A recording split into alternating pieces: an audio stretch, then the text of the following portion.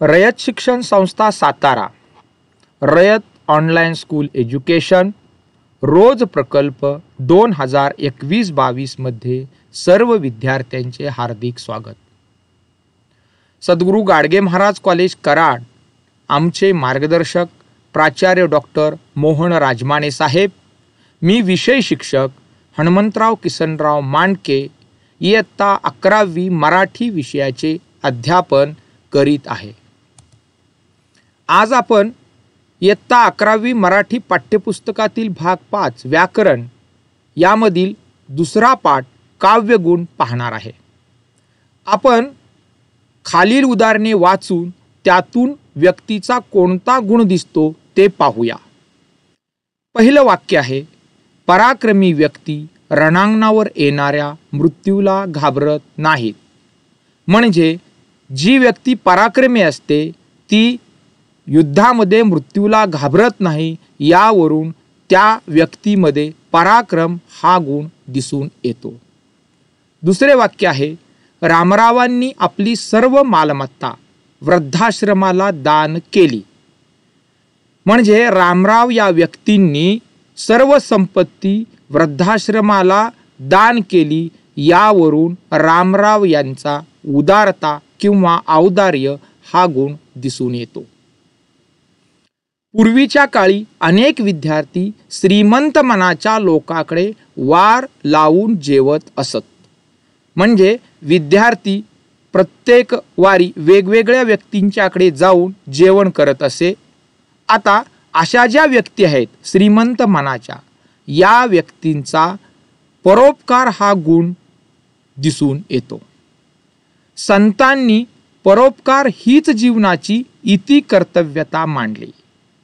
म्हणजे संतांनी आपल्या जीवनामध्ये परोपकार करणं हीच परंपरा मांडलेली आहे। यातून संतांचा संवेदनशीलता हा गुण दिसून येतो। पक्षाचे पिलू झाडावरून पडून गतप्राण झाल्याचे पाहून तो कळवळला। ज्या व्यक्तीने पक्षाचे पिलू झाडावरून पडून मृत्युमुखी झाल्याचे पाहिले आणि त्याच्या मनामध्ये दुःख झाले, त्या व्यक्तीमध्ये करुणा हा गुण दिसून येतो। तर आपणाला व्यक्तीमध्ये जसे विविध गुण दिसलेले आहेत, त्याच पद्धतीने काव्यातही गुण असतात। अशा गुणामुळे काव्य उठावदार प्रभावी होण्यास मदत होते, हे खालील तुलनेतून स्पष्ट होते। आपण व्यक्ती आणि काव्य या दोन्हींच्या गुणाची तुलना करूया। व्यक्तीच्या ठिकाणी अनेक गुण असतात, काव्याच्या ठिकाणी सुद्धा काही गुण असतात। विविध गुणामुळे व्यक्तीचे चरित्र खुलते। विविध गुणामुळे काव्य सुंदर व उठून दिसते। व्यक्तीचे व्यक्तिमत्व त्याला बहुश्रुत बनवते। बहुश्रुत म्हणजे व्यासंगी। तर काव्यामध्ये या गुणामुळे काव्याला सौंदर्याचा साज चढतो। म्हणजे व्यक्तीचे गुण आणि काव्याचे गुण याची तुलना या ठिकाणी आपण केलेली आहे। जसे व्यक्तीच्या ठायी गुण असतात तसे काव्याच्याही ठायी गुण असतात। काव्याच्या ठायी असणारे गुण कोणकोणते आहेत? यामध्ये श्लेष आहे, प्रसाद आहे, समता आहे, समाधी आहे, माधुर्य आहे, ओज आहे, अभिव्यक्ती आहे, उदारता आहे, कांती आहे, असे गुण काव्याच्या ठायी असतात। या सर्व गुणांमधील प्रमुख जे गुण आहेत, या गुणांचा आपण अभ्यास करणार आहोत। काव्य रचनेतील जे अनेक गुण आहेत त्यापैकी प्रसाद, माधुर्य व ओज हे 3 महत्त्वाचे गुण आहेत। आता काव्य गुणातील जे शब्द असतात त्या शब्दांची वैशिष्ट्ये कोणकोणती असतात पाहूया। काव्य गुणामध्ये जे शब्द असतात हे शब्द सोपे, सुटसुटीत, उच्चारण्यास सहज सुलभ असे शब्द असतात। शब्दामध्ये नाद मधुरता असते। शब्दामध्ये गेयता व त्या शब्दांच्या अर्थाचा आंतरिक गोडवा असतो। म्हणजे अशा शब्दांनी तयार झालेले कविता असेल, गीत असेल, ते गाता येतं। काव्यपंक्तीतून व्यक्त होणारा भाव हे यातील शब्दांची वैशिष्ट्ये आहेत। आपण प्रमुख जे 3 गुण आहेत यामधील प्रसाद गुण प्रथम पाहणार आहोत. प्रसाद याचा अर्थ सुलभता, सोपेपणा. काव्य ऐकल्यानंतर किंवा वाचल्यानंतर सहज अर्थबोध करून देणारा जो गुण असतो त्याला प्रसाद म्हणतात. या गुणाने युक्त असलेल्या काव्याला प्रासादिक काव्य असे म्हणतात. प्रसाद या गुणाची वैशिष्ट्ये आपण पाहूया. प्रसाद गुणाची लक्षणं. पहिलं लक्षण आहे हा काव्यगुण सर्व रसांना पुष्टी देतो. सर्व विद्यार्थ्यांना माहीत आहे की काव्यामध्ये रस असतात. मग तो शांत रस असेल, हास्य रस असेल, वीर रस असेल, शृंगार रस असेल, बिभत्स रस असेल, तर या रसांना पुष्टी दिली जाते, म्हणजे दुजोरा दिला जातो. हे प्रसाद या गुणाचं पहिलं लक्षण आहे. दुसरं लक्षण आहे हा काव्यगुण उत्पन्न होण्यासाठी शब्द नित्यपरिचयाचे व वाक्यरचना सरळ असावी लागते. म्हणजे प्रसाद गुणामध्ये प्रामुख्यानं शब्द हे नित्यपरिचयाचे असतात आणि वाक्यरचना सरळ असते. साधी सोपी सरळ शब्दरचना असते. सोपी सुबोध व चटकन अर्थ समजणारी रचना म्हणजे प्रासादिक रचना. ही प्रसाद गुणाची लक्षणे म्हणजे वैशिष्ट्ये आहेत. आपण प्रसाद गुणाचं उदाहरण पाहूया. पहिलं उदाहरण आहे हिरवे हिरवे गार गालीचे हरित तृणांच्या मखमालीचे. बालकवींची ही कविता आहे. यामध्ये छोटे छोटे शब्द आहेत, सरळ वाक्यरचना आहे, अर्थ सहज समजतो. दुसरं उदाहरण आहे पडवळा भोपळ्याची आळी ठेवली भाजून. इंदिरा संत यांची ही कविता आहे. यामध्ये पडवळ, भोपळा, कारली हे आपण जून महिन्यामध्ये पावसाळा आला की त्याचे बिया टोकत असतो, पण त्यापूर्वी आपण त्याच्यासाठी आळी तयार करून ठेवतो आणि ही आळी भाजली जातात. त्याच्यावरती या ठिकाणी शेणी वगैरे ठेवून ती भाजली जातात. यावर सहज अशा प्रकारचं काव्यरचना इंदिरा नारायण संत यांनी केलेली आहे. पडवळा भोपळ्याची आळी ठेविली भाजून. तिसरं उदाहरण आहे खरा तो एकची धर्म जगाला प्रेम अर्पावे. साने गुरुजी यांचं ही कविता आहे. पांडुरंग सदाशिव साने यामध्ये आपल्याला जगात एकच धर्म आहे आणि तो म्हणजे प्रेम अर्पण करावे असं या ठिकाणी प्रेम हा धर्म आहे इथं सांगितलेला आहे. अतिशय अगदी 2 अक्षराचा शब्द आहे, छोटे आहेत, अर्थ सहज होतो आणि म्हणून प्रसाद गुणाचं हे उदाहरण आहे. चौथं उदाहरण आहे अरे संसार संसार जसा तवा चुल्ह्यावर आधी हाताला चटके तेव्हा मिळते भाकर. बहिणाबाई चौधरी यांची ही कविता आहे आणि यामध्ये आपल्या जीवनाचं एक रहस्य सांगितलेलं आहे की कष्ट केल्याशिवाय सुख मिळत नाही, आनंद मिळत नाही. म्हणजे संसार म्हणजे चुलीवरचा तवा आहे आणि हाताला चटके बसल्याशिवाय आपणास भाकर मिळत नाही असे बहिणाबाई चौधरींनी म्हटलेलं आहे. अतिशय संसार संसार जसा तवा असे छोटे छोटे शब्द या ठिकाणी योजलेले आहेत आणि यामुळं हा प्रसाद गुण या ठिकाणी तयार झालेला आहे. दुसरा गुण आहे माधुर्य. माधुर्य म्हणजे गोडवा. काव्यात सोप्या शब्दाप्रमाणेच कोमल मृदू वर्ण असलेले शब्द असतात. मृदू याचा अर्थ सौम्य. असे शब्द ऐकायला मधुर व सुखद वाटतात. अशा शब्दांचा वापर असलेल्या काव्यात माधुर्य गुण असतो. माधुर्य गुणांची लक्षणे वैशिष्ट्ये कोणकोणती आहेत आपण पाहूया. मृदू वर्णाचा वापर केला जातो. माधुर्य गुणामध्ये मृदू वर्ण असतात. मृदू म्हणजे सौम्य.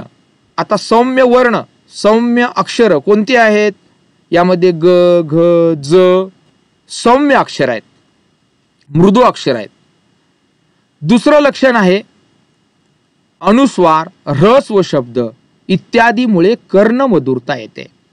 माधुर्य गुणाच्या ओळी ज्या आहेत यामध्ये अनुस्वार, ऱ्हस्व शब्द इत्यादीमुळे कर्णमधुरता येते.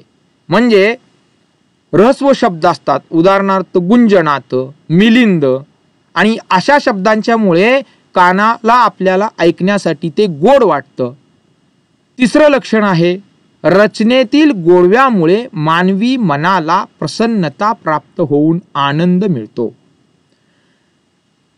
माधुर्य गुणामध्ये रचनेत गोडवा असतो आणि त्यामुळे मानवी मनाला आनंद प्राप्त होतो, प्रसन्नता मिळते.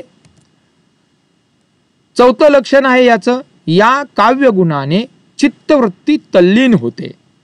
म्हणजे यातील काव्य ऐकल्यानंतर माणूस तल्लीन होऊन जातो, त्याचं आनंद या ठिकाणी एवढा होतो की त्यामध्ये तो गुरफटून जातो. या काव्याशिवाय त्याला दुसऱ्या गोष्टी दिसत नाहीत. यानंतर याचं उदाहरण आपण पाहूया. घेई छंद मकरंद, प्रिय हा मिलिंद, मधुसेवनानंद, स्वच्छंद हा धुंद, मिटता कमलदल होई बंदी भृंग, तरी सोडिना ध्यास गुंजनात दंग. पुरुषोत्तम दारव्हेकरांची कविता आहे. आपणा सर्वांना माहीत आहे की भुंगा हा कमळाच्या भोवती फिरतो, त्यानंतर कमळामधला मध घेण्यासाठी तो आत जातो. संध्याकाळी त्याला त्यातून बाहेर पडावंसं वाटत नाही एवढा तो त्या मधुसेवनामध्ये दंग असतो आणि संध्याकाळ झाल्यामुळे कमळाच्या पाकळ्या या आहेत मिटतात आणि तो भृंग बंदी होऊन जातो. तर अतिशय ऱ्हस्व शब्दांचा वापर करून स्वल्पविरामाच्या द्वारे या ठिकाणी माधुर्यता निर्माण केलेली दिसून येते. दुसरं उदाहरण आहे लाल पोपटी कवळी पाने, लवलव नारी जिथे तिथे, हिरवे पिवळे रंग त्यामध्ये, केशर सांडे कुठे कुठे. डॉक्टर संगीता बर्वे यांची कविता आहे. पाऊस सुरू झाला, माळरानावरती गवत उगवलं, ते लाल पोपटी असं कवळं गवत असतं, लवलवणारी थोडी पाती असतात आणि मग त्यामध्ये हिरवे पिवळे रंग जे असतात ते कुठे कुठे त्यामध्ये केशर सांडल्यासारखे वाटत असतात. तिसरं उदाहरण आहे श्रावण मासी हर्ष मानसी, हिरवळ दाटे चोहीकडे, क्षणात येते सरसर शिरवे, क्षणात फिरुनी ऊन पडे. बालकवींची ही कविता आहे. बालकवी म्हणजे त्र्यंबक बापूजी ठोंबरे. आपणा सर्वांना माहिती आहे की श्रावण महिन्यामध्ये जो पाऊस येतो तो पाऊस तर एकाच वेळेला आपल्याला पाऊस येतो आणि क्षणात तो उघडतो. म्हणजे सुरुवातीला आपल्याला असं वाटतं की पाऊस किती वेळ पडेल, पण थोड्या वेळातच ऊन पडते. म्हणून कवीने या ठिकाणी म्हटलेलं आहे श्रावण मासी हर्ष मानसी, हिरवळ दाटे चोहीकडे, क्षणात येते सरसर शिरवे, क्षणात फिरुनी ऊन पडे. चौथं उदाहरण आहे गडद निळे जलद भरून आले, शीतल तनू चपल चरण अनिल गण निघाले. यामध्ये गडद त्यानंतर चपल चरण हे ऱ्हस्व असणारे शब्द आहेत आणि याचा अर्थ असा आहे की गडद निळे ढग या ठिकाणी भरून आलेले आहेत आणि अनिल म्हणजे वारा त्यांना वाहून नेत आहे. तिसरा गुण आहे ओज. ओज म्हणजे भाषेतील आवेश, उत्साह व जोमदारपणा. काव्यातील या गुणाने अंगात वीरश्री संचारते. या प्रकारचं काव्य ऐकल्यानंतर आपल्या अंगामध्ये वीरश्री संचारते, जोश उत्पन्न होतो आणि उत्साह संचारल्यासारखे वाटते. ओज गुणाची लक्षणे वैशिष्ट्ये आपण पाहणार आहे. पहिलं लक्षण आहे या काव्य गुणात अंतःकरणाला उद्दीपित करणारा गुणधर्म असतो. अंतःकरण उत्तेजित होतं. हा काव्य गुण असा आहे की या प्रकारच्या ओळी कविता आपण वाचल्यानंतर आपलं मन उत्तेजित होतं, हे याचं वैशिष्ट्य आहे. दुसरं वैशिष्ट्य हा काव्यगुण वीर व रौद्र रसांना पुष्टिकारक आहे, म्हणजे जोर देतो. वीर आणि रौद्र हे जे रस आहेत यांना पोषक असा हा काव्यगुण आहे. तिसरं वैशिष्ट्य आहे, हा काव्यगुण निर्माण होण्यासाठी जोडाक्षरे, कठोर वर्ण, दीर्घ सामासिक शब्दांचा वापर होतो. म्हणजे कठोर वर्ण यामध्ये क, ख, च, ट अशा प्रकारचे कठोर वर्ण आपल्याला या काव्यगुणामध्ये दिसतात आणि दीर्घ सामासिक शब्दांचा वापर होतो.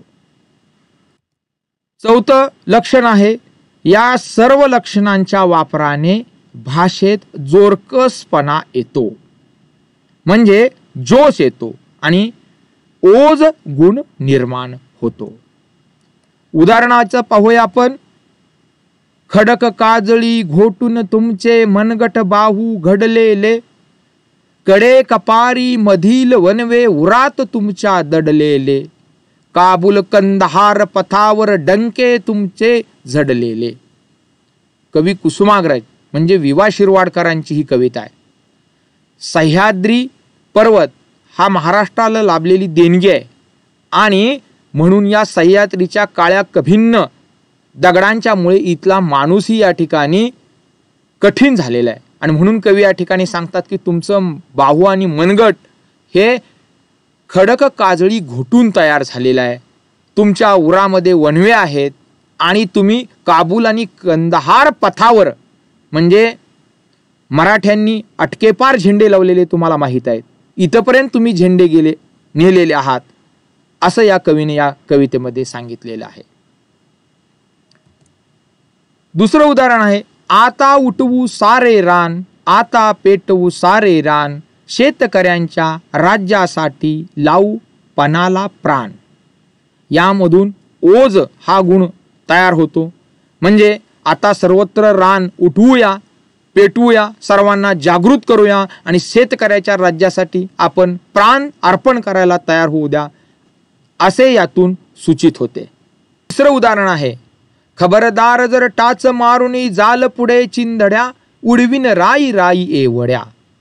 वामन भार्गव पाठक यांची कविता आहे. छत्रपती शिवरायांनी आपल्या स्वराज्यामध्ये सर्व मावळ्यांच्या मनामध्ये स्वराज्याविषयी प्रेम निर्माण केलेले होते, आस्था निर्माण केलेली होती. तर एक छोटा असणारा मुलगा आपल्या शेताच्या बांधावर उभा आहे, तिकडून 4 घोडेस्वार येतात आणि या घोडेस्वारांना उद्देशून तो म्हणतो की खबरदार जर टाच मारुनी जाल पुढे चिंधड्या, उडविन राई राई एवढ्या. आणि मी शिवबाचा चेला आहे असं तो सांगतो, पण त्या 4 घोडेस्वारांच्या मध्ये वेश बदलून छत्रपती शिवाजी महाराज असतात. अशा प्रकारे राई राई एवढ्या चिंधड्या उडवणे, टाच घोड्याला मारणे या शब्दामधून ओज गुण निर्माण होतो. चौथं उदाहरण आहे, पाड सिंहासने दुष्ट ही पालती, ओढ हत्तीवरून मत्त नृप खालती, मुकुट रंकास दे करटी भूपा प्रती, झाड खटखट तुझे खडग क्षुद्रा. भास्कर रामचंद्र तांबे यांची ही कविता आहे. क्षुद्राला ते आव्हान करतायत, हे क्षुद्रा तू सिंहासने जी आहेत ती पालती घाल आणि मत्त उन्मत्त असणाऱ्या राजाला हत्तीवरून खाली खेच. राजाच्या हाती या ठिकाणी तू करटी दे, म्हणजे नारळाची कवटी दे आणि गरिबाच्या डोक्यावर मुकुट दे. तुझं शस्त्र, तुझं खडग क्षुद्रा तू खटखट वाजव झाड, असे भारा तांबे या कवितेतून सांगतात. यामध्ये खडग किंवा सिंहासने दुष्ट ही पालती अशा प्रकारच्या रचनेमुळे ओज गुण निर्माण होतो. विद्यार्थ्यांनो, मी तुम्हाला कृती देत आहे, तर खालील ओळीतील काव्यगुण ओळखा.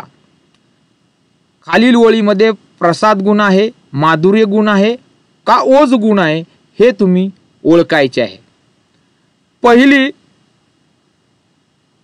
ओळ आहे, या थुई थुई थुई धारा, हा शिवार भिजवा सारा, उगवा मोत्यांचा चारा.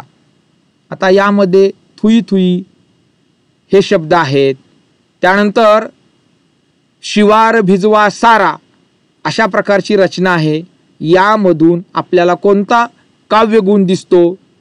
तर माधुर्य गुण आपल्याला दिसून येतो. दुसरं आहे उदाहरण, घार हिंडते आकाशी झाप घाली पिलापाशी. ही सरळ शब्दरचना आहे आणि सरळ शब्दरचना सोपे शब्द असतील तर यामध्ये प्रसाद गुण असतो. तिसऱ्या ओळी आहेत, शिवरायांचे स्वरूप आठवावे रणांगणी. म्हणजे रणांगण म्हणजे युद्ध याविषयीचा शब्द आहे. म्हणजे यामध्ये आपणास ओज गुण दिसून येतो. चौथं ओळ आहे, पायी पैंजण आणि वाळे हाती नवनीताचे गोळे. पैंजण, वाळे, गोळे अशा प्रकारचे मृदू वर्ण असणारे शब्द आहेत आणि म्हणून यामध्ये माधुर्य गुण आहे. तर आज आपण प्रसाद, माधुर्य आणि ओज या 3 गुणांचा अभ्यास केला. धन्यवाद.